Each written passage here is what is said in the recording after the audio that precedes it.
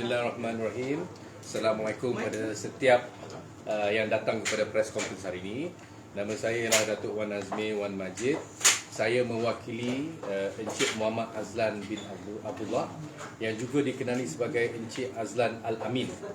Bersama saya ialah rakan kongsi saya, Datuk Abu Bakar bin Mat Isa Rahmat, dan juga associate saya, Cik Syarika Roslina daripada Tuan Hafarizah Muhammad Syamsul.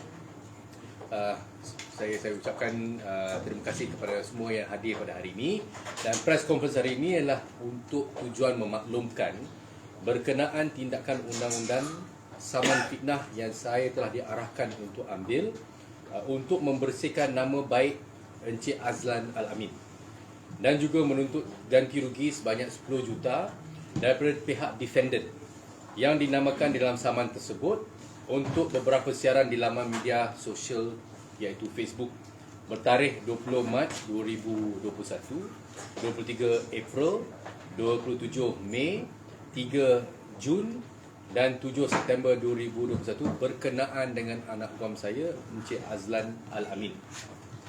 Kami telah pun memfalkan saman fitnah pada 28 Mac 2021 dan telah menghantar dan menyerahkan writ saman kepada peguam cara pihak defendant semalam, kerana mereka mengatakan yang mereka sedia menerima writ saman tersebut bagi pihak defendant untuk perbicaraan dan pendengaran di hadapan Hakim Mahkamah Tinggi.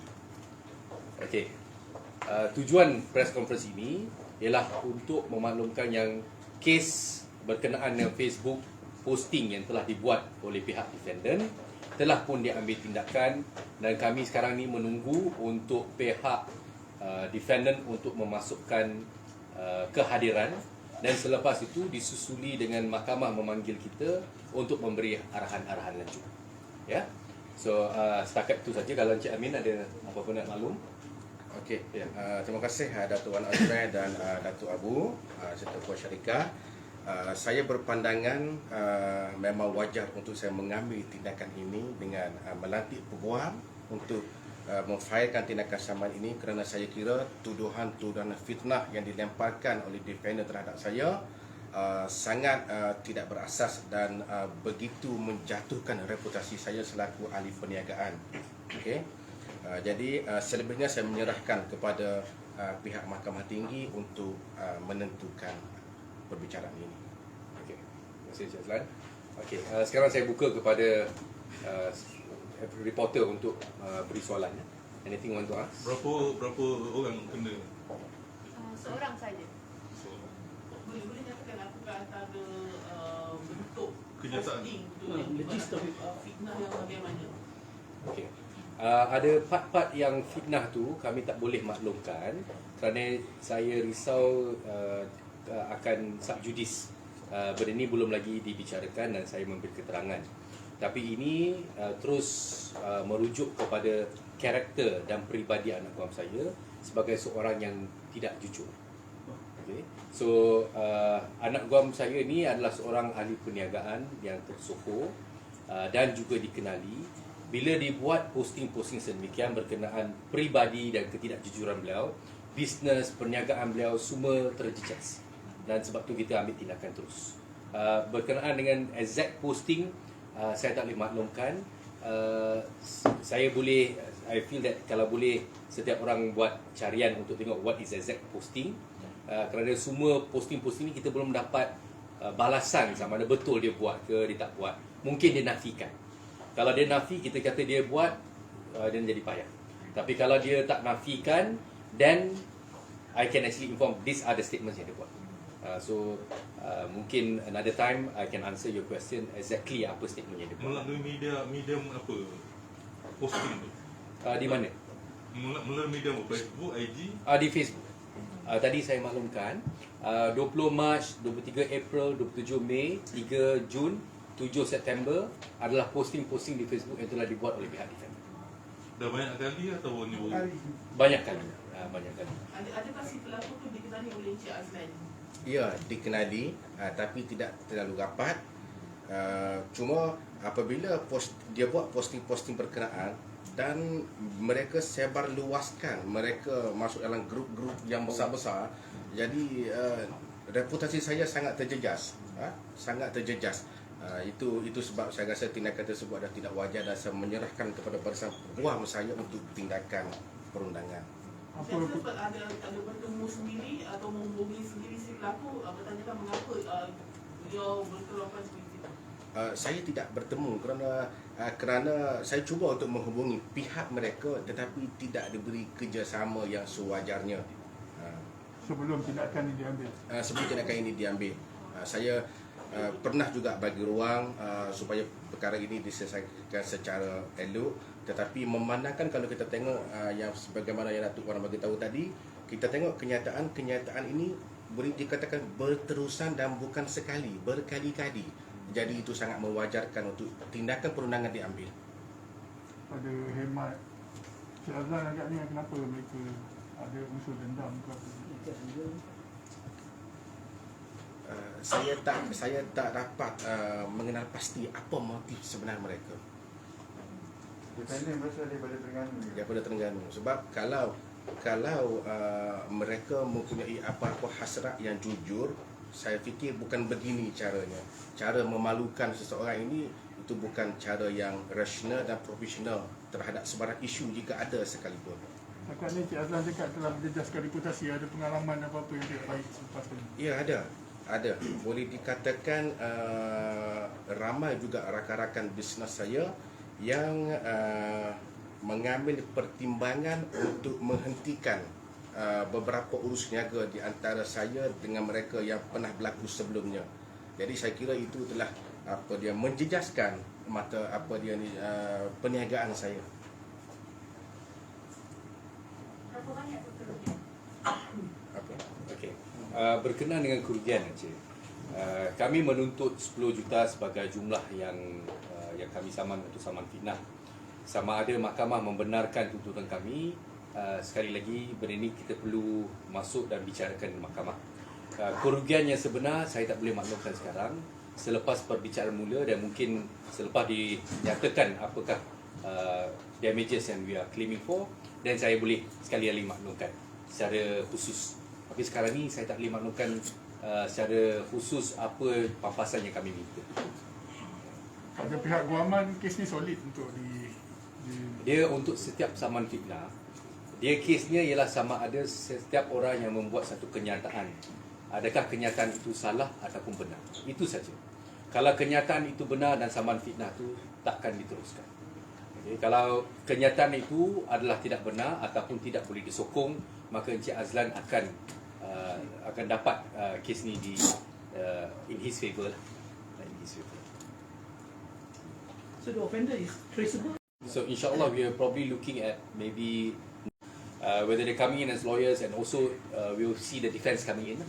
The defence that they will put in is either they deny everything, dia kata ini bukan posting saya, ataupun dia akan kata ya, apa yang saya kata tu. Parti masih ada sebahagian lagi yang belum dipadamkan. Dan itulah saya rasa mewajarkan tindakan ini. Azlan, kenapa kes ni bawa ke KL bukan ke Terengganu? Okey, sebab saya lebih banyak masa aktiviti perniagaan saya lebih banyak di sekitar Kuala Lumpur. Jadi dari segi keperluan kehadiran saya untuk perbicaraan, adalah lebih mudah. Itu sebab saya filekan di sini. Difailkan di Shah Alam. Is the offender is of substance for him, for his offence? Ya. Berbaloi kepada pihak defendant atau tidak bergantung sama ada pertama memang kenyataan itu adalah fitnah. Kalau kenyataan itu bukan fitnah, benar-benar adalah fitnah, then you have to go through the process also. So either way, keterangan yang dibuat dalam kesemua posting yang saya nyatakan semua tu berbau fitnah. Berbau fitnah. Sama ada betul atau tidak, let's the defendant come and prove it. Encik Azlan. He's just a nuisance, but he's got no... Very well. Do we take action? Damage is done. Damage is done, and this is the only way we can ensure that the person has learned a lesson. Okay. Otherwise, kalau tindakan tak diambil, this is what happened. Tindakan tak diambil pada bulan 4, keluar bulan 4 satu minggu. Encik Azlan's main concern is his reputation. Encik Azlan punya business punya reputation, people doing dealings with him pun there are reservation masa nak buat business dengan Encik Azlan. And if I were to do a business with anyone yang had social media going out defaming a person, I'll be very wary also. Walaupun tak ada apa dalam tu. But this is the world that we live in. And of course, it's cost for both sides, but it's more cost on my client side. Yeah.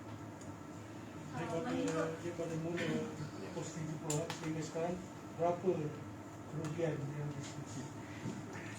Kerugian secara spesifik belum dinyatakan, belum lagi kita buat kiraan secara jelas, tetapi yang pasti memang ada kerugian berlaku. Sebagai contoh, saya bagi contoh tadi, ramai rakan-rakan niaga saya yang menarik diri daripada meneruskan usaha sama peniaga dengan saya sebaik tercetusnya isu-isu yang sebegini, dan itu saya akan bawa bukti tersebut ke mahkamah nanti.